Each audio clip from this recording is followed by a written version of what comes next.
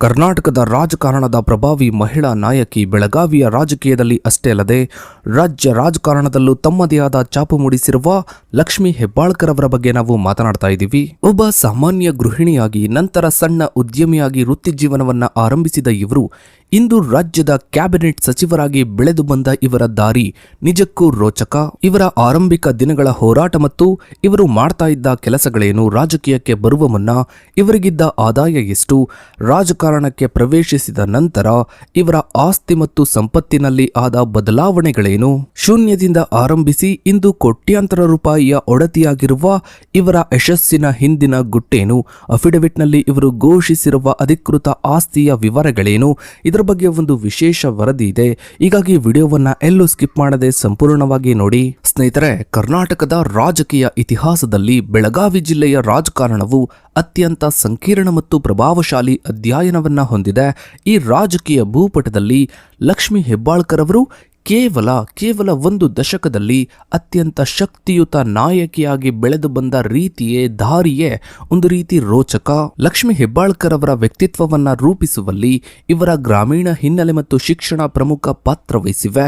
ಇವರು ತಮ್ಮನ್ನ ತಾವು ಸಾಮಾನ್ಯ ರೈತ ಕುಟುಂಬದ ಮಗಳು ಎಂದು ಗುರುತಿಸಿಕೊಳ್ಳಲು ಇಷ್ಟಪಡ್ತಾರೆ.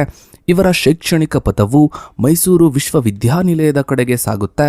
ಇಲ್ಲಿ ಇವರು 2002ರಲ್ಲಿ ಪೊಲಿಟಿಕಲ್ ಸೈನ್ಸ್ ವಿಷಯದಲ್ಲಿ ಸ್ನಾತಕೋತ್ತರ ಪದವಿಯನ್ನ ಅಂದ್ರೆ MA ಪದವಿಯನ್ನ ಪಡಿತಾರೆ. ರಾಜಕೀಯ ಶಾಸ್ತ್ರದ ಪೊಲಿಟಿಕಲ್ ಸೈನ್ಸ್ ಅಧ್ಯಯನವು ಇವರಿಗೆ ಸಾರ್ವಜನಿಕ ಆಡಳಿತ ಮತ್ತು ರಾಜಕೀಯ ತಂತ್ರಗಾರಿಕೆಗಳ ಬಗ್ಗೆ ಸೈದ್ಧಾಂತಿಕ ಸ್ಪಷ್ಟತೆಯನ್ನ ನೀಡಿತು. ಶಾಲಾ ದಿನಗಳಲ್ಲಿ ಶಾಲಾ ಸಮಾರಂಭಕ್ಕೆ ಭೇಟಿ ನೀಡಿದ್ದ ಒಬ್ಬ ಪ್ರಭಾವಿ ನಾಯಕನ ಭಾಷಣದಿಂದ ಪ್ರೇರಿತರಾದ ಇವರು ಸಮಾಜ ಸೇವೆಯ ಮೂಲಕ ಸಾರ್ವಜನಿಕ ಜೀವನಕ್ಕೆ ಪ್ರವೇಶಿಸುವ ನಿರ್ಧಾರವನ್ನ ಅಂದೇ ಮಾಡಿರ್ತಾರೆ. ಇವರ ವೈಯಕ್ತಿಕ ಜೀವನದ ಹಿನ್ನೆಲೆಯು ಬೆಳಗಾವಿಯ ಹಿಂಡಲಗದ ಪ್ರಭಾವಿ ಹೆಬ್ಬಾಳ್ಕರ್ ಕುಟುಂಬದೊಂದಿಗೆ ಬೆಸೆದುಕೊಂಡಿದೆ.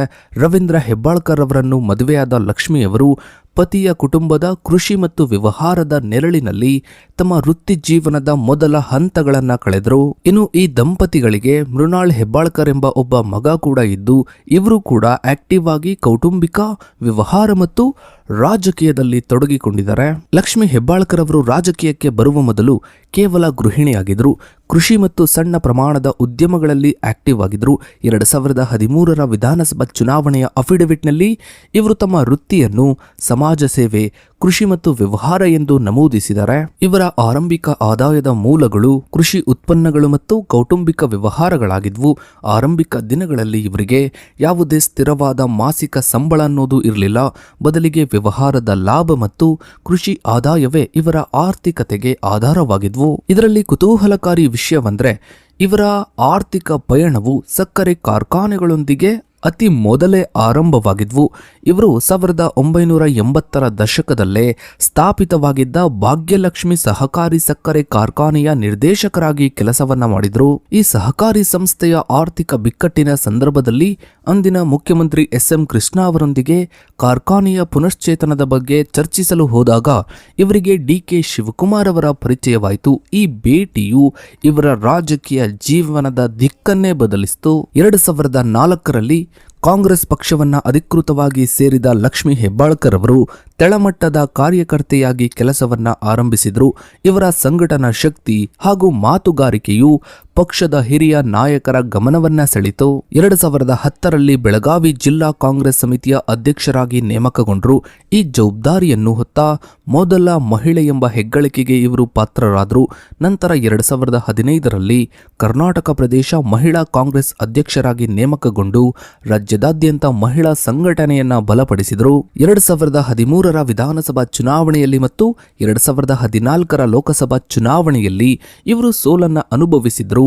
ಪಕ್ಷದ ಮೇಲಿನ ನಿಷ್ಠೆ ಮತ್ತು ಕ್ಷೇತ್ರದಲ್ಲಿ ಕೆಲಸ ಮಾಡುವುದನ್ನು ನಿಲ್ಲಿಸಲೇ ಇಲ್ಲ. ನಂತರ 2018ರ ಚುನಾವಣೆಯಲ್ಲಿ ಬೆಳಗಾವಿ ಗ್ರಾಮೀಣ ಕ್ಷೇತ್ರದಿಂದ ಬಿಜೆಪಿಯ ಸಂಜಯ್ ಪಾಟೀಲ್ ವಿರುದ್ಧ ಜಯವನ್ನ ಗಳಿಸಿ ಮೊದಲ ಬಾರಿಗೆ ವಿಧಾನಸಭೆಗೆ ಪ್ರವೇಶಿಸುತ್ತಾರೆ. 2023ರಲ್ಲಿ ಎರಡನೇ ಬಾರಿಗೆ ಅದೇ ಕ್ಷೇತ್ರದಿಂದ ಮರು ಆಯ್ಕೆಯಾಗ್ತಾರೆ. ರಾಜಕೀಯದಲ್ಲಿ ಆಕ್ಟಿವ್ ಆದ ನಂತರ ಲಕ್ಷ್ಮೀ ಹೆಬ್ಬಾಳ್ಕರ್ ಅವರ ಆಸ್ತಿ ಮೌಲ್ಯದಲ್ಲಿ ತೀವ್ರವಾದ ಬದಲಾವಣೆಗಳು ಕಂಡುಬಂದಿವೆ. ಇದನ್ನು ಚುನಾವಣಾ ಆಯೋಗಕ್ಕೆ ಇವರು ಸಲ್ಲಿಸಿದ ಅಧಿಕೃತ ಅಫಿಡವಿಟ್ಗಳ ಮೂಲಕ ವಿಶ್ಲೇಷಿಸಬಹುದು.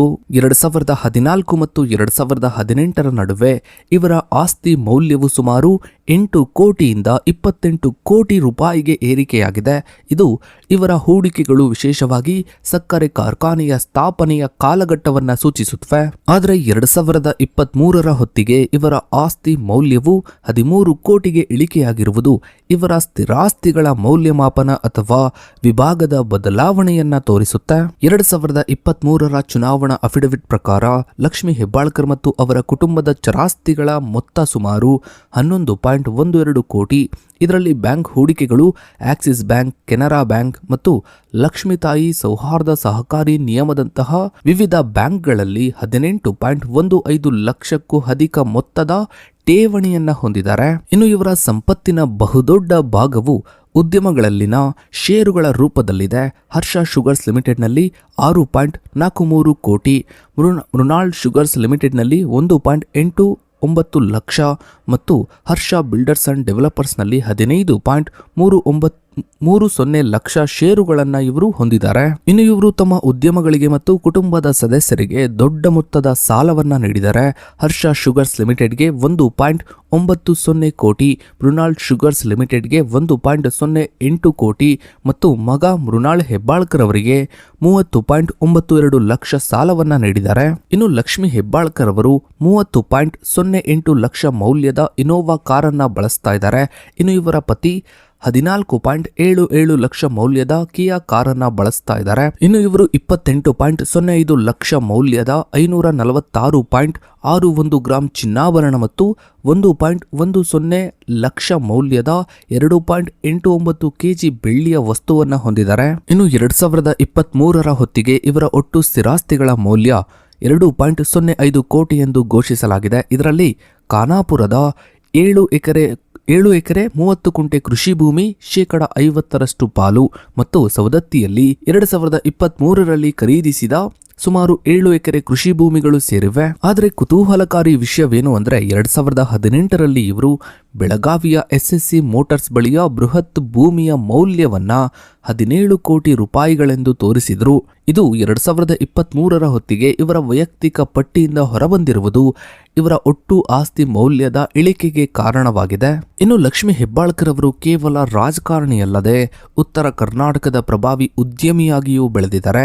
ಇವರ ಕುಟುಂಬದ ಒಡೆತನದ ಹರ್ಷ ಗ್ರೂಪ್ಸ್ ವಿವಿಧ ಕ್ಷೇತ್ರಗಳಲ್ಲಿ ಹರಡಿಕೊಂಡಿದೆ. ಇನ್ನು ಲಕ್ಷ್ಮಿ ಹೆಬ್ಬಾಳ್ಕರ್ ಅವರು ಸದ್ಯ ಕರ್ನಾಟಕ ಸರ್ಕಾರದ ಕ್ಯಾಬಿನೆಟ್ ಸಚಿವೆಯಾಗಿದ್ದಾರೆ. ಈ ಸ್ಥಾನದಲ್ಲಿ ಇವರಿಗೆ ಸಿಗುವ ವೇತನ ಮತ್ತು ಬಾಧ್ಯತೆಗಳು ಸಾಮಾನ್ಯ ಶಾಸಕರಿಗಿಂತ ಹೆಚ್ಚಿವೆ. 2025ರ ಕರ್ನಾಟಕ ಸಚಿವರ ಮತ್ತು ಶಾಸಕರ ವೇತನ ತಿದ್ದುಪಡಿ ಕಾಯ್ದೆಯು ಈ ಸಂಭಾವನೆಗಳಿಗೆ ಭಾರಿ ಹೆಚ್ಚಳ ತಂದಿವೆ. ಈ ಲೆಕ್ಕಾಚಾರದ ಪ್ರಕಾರ ಸಚಿವೆಯಾಗಿ ಲಕ್ಷ್ಮಿ ಹೆಬ್ಬಾಳ್ಕರ್ ಅವರು ಪ್ರತಿ ತಿಂಗಳು ಸುಮಾರು 3.75 ಲಕ್ಷ ರೂಪಾಯಿಗಳನ್ನ ಕೇವಲ ವೇತನ ಮತ್ತು HRA ರೂಪದಲ್ಲಿ ಪಡಿತಾರೆ. ಇದರಲ್ಲಿ ಅಧಿಕೃತ ಪ್ರವಾಸಗಳ ಸಂದರ್ಭದಲ್ಲಿನ ದೈನಂದಿನ ಬಾಧ್ಯತೆ, ವಾಹನ ಸೌಲಭ್ಯ ಮತ್ತು ಸರ್ಕಾರದ ವತಿಯಿಂದ ಒದಗಿಸಲಾದ ಸಿಬ್ಬಂದಿ ವೆಚ್ಚಗಳು ಕೂಡ ಇರುತ್ತವೆ. ಇನ್ನು ಲಕ್ಷ್ಮಿ ಹೆಬ್ಬಾಳ್ಕರ್ ಅವರು ಕರ್ನಾಟಕದಲ್ಲಿ ಮಹಿಳಾ ಮುಖ್ಯಮಂತ್ರಿಯಾಗುವ ತಮ್ಮ ಅಭಿಪ್ರಾಯವನ್ನು ಕೂಡ ತಮ್ಮ ಅನಿಸಿಕೆಯನ್ನು ಕೂಡ ವ್ಯಕ್ತಪಡಿಸಿದ್ದಾರೆ. ಸೊ ಇದಾಗಿತ್ತು ಸ್ನೇಹಿತರೆ ಇವತ್ತಿನ ಈ ಒಂದು ವಿಡಿಯೋದ ಬಗ್ಗೆ ನಿಮ್ಮ ಅನಿಸಿಕೆ ಅಭಿಪ್ರಾಯಗಳನ್ನ ತಪ್ಪದೆ ಕಮೆಂಟ್ ಸೆಕ್ಷನ್ ನಲ್ಲಿ ಕಮೆಂಟ್ ಮಾಡಿ. ಹಾಗೆ ವಿಡಿಯೋಗೊಂದು ಲೈಕ್ ಮಾಡ್ತಾ ವಿಡಿಯೋನ ಆದಷ್ಟು ಎಲ್ಲ ಕಡೆ ಶೇರ್ ಮಾಡಿ. ನೀವಿನ್ನು ನಮ್ಮ ಚಾನಲ್ಗೆ ಸಬ್ಸ್ಕ್ರೈಬ್ ಆಗಿಲ್ಲ ಅಂದ್ರೆ ಕೆಳಗಡೆ ಕಾಣ್ತಾ ಇರೋ ಸಬ್ಸ್ಕ್ರೈಬ್ ಬಟನ್ ಕ್ಲಿಕ್ ಮಾಡಿ. ಹಾಗೆ ಪಕ್ಕದಲ್ಲಿ ಕಾಣೋ ಬೆಲ್ ಐಕಾನ್ ಕೂಡ ಕ್ಲಿಕ್ ಮಾಡಿ. ಥ್ಯಾಂಕ್ಸ್.